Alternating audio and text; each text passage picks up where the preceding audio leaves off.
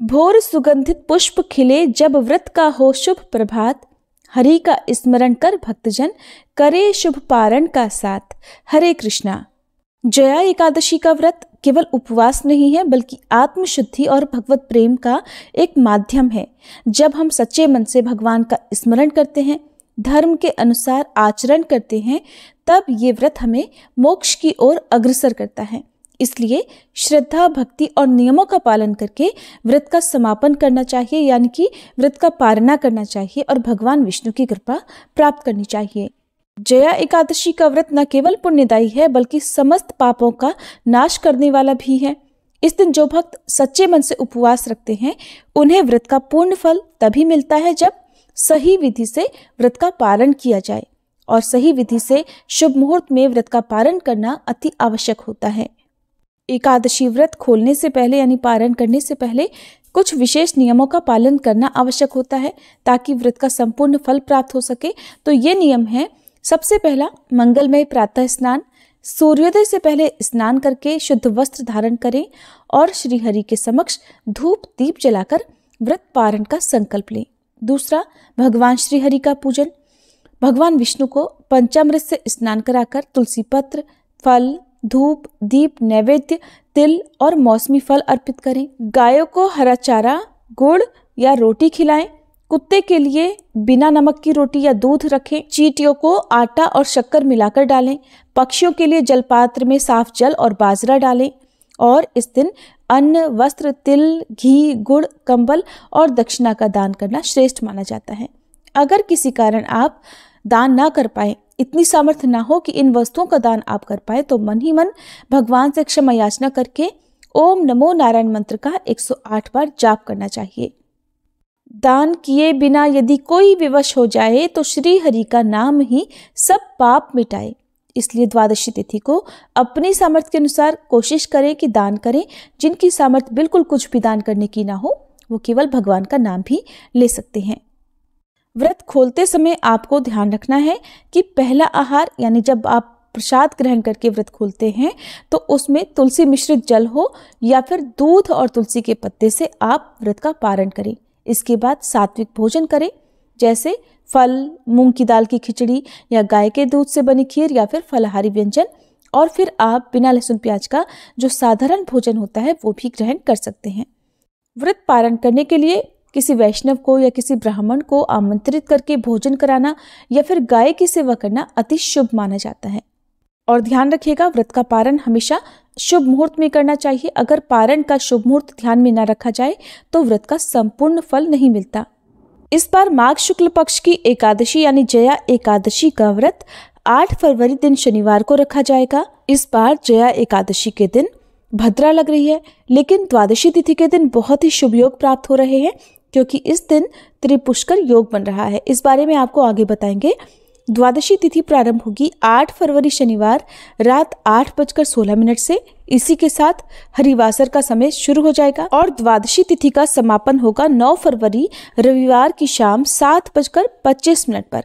यानी कि रविवार को सारा दिन ही द्वादशी तिथि रहेगी। और 9 फरवरी रविवार को यानी द्वादशी तिथि के दिन सूर्योदय होगा सुबह 7:06 पर, सूर्यास्त शाम 6:15 पर।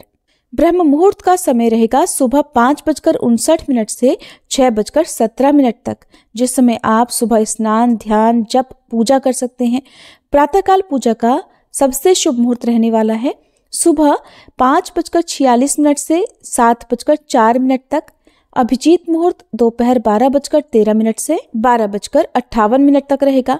और त्रिपुष्कर योग बन रहा है, यानी 3 ग्रहों के मिलन से जो योग बनता है उसे त्रिपुष्कर योग कहते हैं। ये बहुत ही शुभ योग होता है। इस मुहूर्त में यदि कोई काम किया जाए तो उसका 3 गुना फल प्राप्त होता है। अच्छे काम किए जाए तो अच्छे कामों का 3 गुना पुण्य मिलता है। कोई भी शुभता या संपन्नता से जुड़ी हुई चीज आपको खरीदनी हो तो त्रिपुष्कर योग में आप खरीद सकते हैं। त्रिपुष्कर योग शाम 5:53 से 7:25 तक रहेगा। अमृत काल सुबह 7:58 से 9:34 तक रहेगा। राहु काल रहेगा शाम 4:30 से 6 बजे तक। और हरिवासर का समय समाप्त होगा 9 फरवरी रविवार को सुबह 2:15 पर। देखा जाए तो ये 8 फरवरी शनिवार की मध्यरात्रि का समय होगा। जया एकादशी व्रत खोला जाएगा 9 फरवरी रविवार को सुबह 7:07 से 8:55 के बीच में।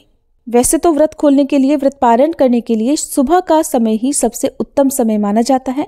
किसी कारण से आप इस समय व्रत ना खोल पाए तो फिर आप दोपहर में 1 से 3 बजे के बीच में व्रत खोल सकते हैं। और क्योंकि माघ का महीना है, इस पूरे ही महीने में और खास तौर पर शुभ तिथियों में, जिनमें से एकादशी तिथि भी एक है, तिलों का प्रयोग अवश्य करना चाहिए।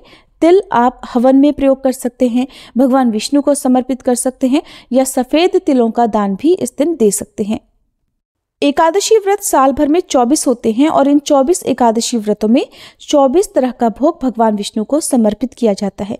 यानी कि हर महीने के हर पक्ष यानी कृष्ण और शुक्ल पक्ष की एकादशी तिथि में भगवान विष्णु को विशेष प्रकार का भोग लगाया जाता है। जैसे कि इससे पहले की अन्य एकादशी व्रतों में आपको बताया गया था कि किस एकादशी में कौन सा भोग समर्पित किया जाता है, तो इस बार क्योंकि माघ शुक्ल पक्ष की जया एकादशी है, तो इस बार आप भगवान विष्णु को केले का भोग, जिसमें तुलसी का पत्ता आप रखें, अवश्य समर्पित करें। आपकी मनोकामनाएं पूर्ण होंगी। भगवान विष्णु की पूजा करने के बाद आप सच्चे मन से क्षमा याचना जरूर करें, ताकि पूजा पाठ में कोई कमी रह गई हो, व्रत में कोई गलती हो गई हो तो उसका दोष आपको ना लगे। इस तरह से एकादशी व्रत का पारण किया जाता है।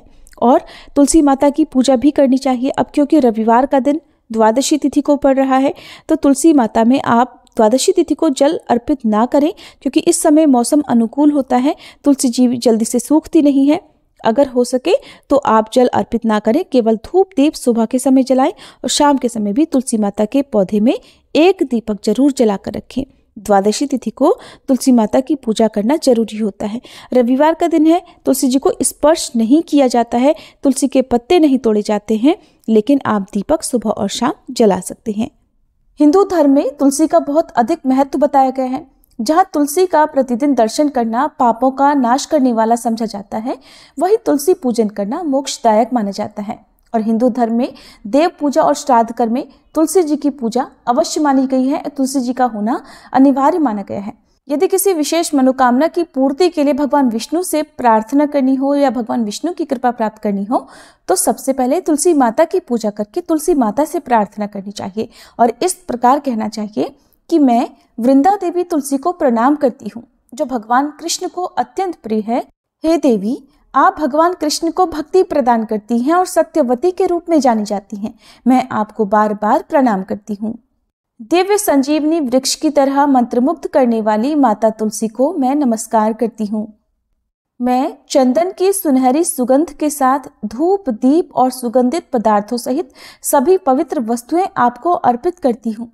हे तुलसी माता, मैं आपको भक्ति पूर्वक प्रणाम करती हूँ, क्योंकि आप परमानंद भगवान कृष्ण को सदैव प्रिय हैं।